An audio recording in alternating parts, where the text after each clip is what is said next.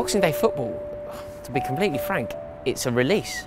You've had a wonderful Christmas Day, you've overindulged, you've watched Die Hard, you've done the family thing, and it's an opportunity to get out of the house with somewhere great to go. Going to the football, there's sights and smells and feelings, and with Boxing Day, it's completely different to anything else. Normally, you love a game under the lights, you love your Saturday 3 p.m, but Boxing Day, when you've been in all day on Christmas Day and you've got cabin fever and you've eaten too much, bizarrely, being in the freezing cold for a few hours is okay, because you need that. Football over the Christmas period means the world to me. When the fixture list comes out in July, there are certain fixtures that I look for. There's probably about 4 rival fixtures, and then I look over the Christmas period. I want to know if we're at home on Boxing Day. I want to know where we're playing New Year's Day.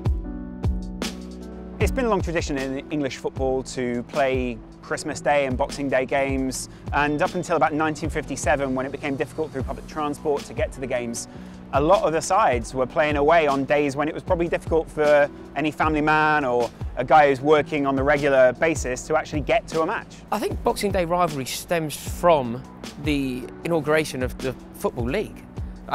There was a time when football was played on Christmas Day.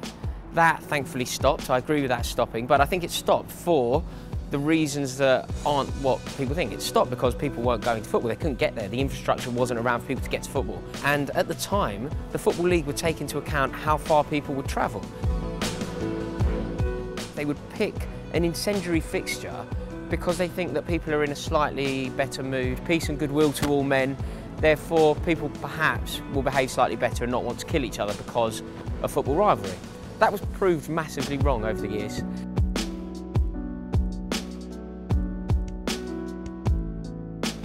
They will all sing a similar song, which is a spin on a Christmas carol that involves battering your rivals on Boxing Day. I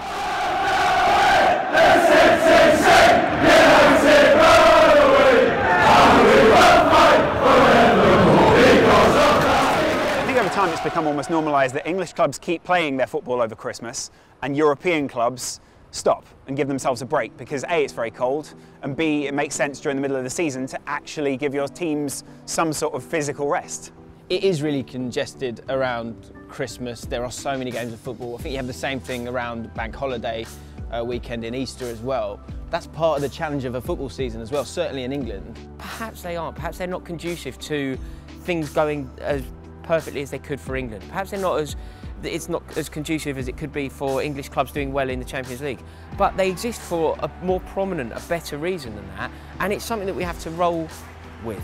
At the end of the day, all these games, they do add up. Like, people can say that it doesn't, people can say that footballers have been fitter than they've ever been, but I think psychologically, not having that little period of time just to re-energise yourselves, it's going to take its toll sooner or later. And like, for me, it's in the summer that it takes its toll. I don't think you can only blame that on the lack of an international break.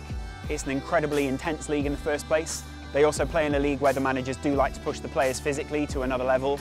I think it's absolutely ridiculous. If any England fan genuinely believes that the embarrassment that happened in Nice on a Monday night when we got knocked out of the European Championships in France by Iceland had anything to do with the fact that we play football over the Christmas period, they're insane. Christmas fixtures are integral to English football, so I wouldn't do it then. I would do it for 10 days after the FA Cup third round, because it's a tradition that I love and I don't want to lose, but I think English football needs a break at some point. Why not test it? Why not take a couple of weeks off? Why not take a month off? And over a series of seasons, try and space this out and give yourself some time to research it. Is it good for the Premier League? Is it good for us on the international stage? Is it good commercially? Is it good for the community as well? I think there's an aspect of community about going away with people that you have built up a relationship with and spending your Christmas with those guys as well. It's beautiful, it's a wonderful feeling. The cold air, the slippery floor, the rivalry, 3 points at stake, getting into a pub, seeing an idiot wearing a Christmas jumper with Toure Andre Flo on it. The whole day is so beautiful, and I hope that it lives forever. There is a bonding process about going away in the wind and the snow and the rain and singing to help your players, who have also given up their Christmas, by the way, to get through that time. One of the main reasons I go and watch QPR is to go and spend time with my dad as well, and that's a huge thing with Boxing Day. Is that one's a given. Like, there's no arguing with that one. Boxing Day games, if it's there, if you're at home, you're always allowed to go. My mum doesn't enjoy me going to the football. She wants us to spend more time with them. It's a family affair, Christmas, but it means nothing when it comes to Boxing Day.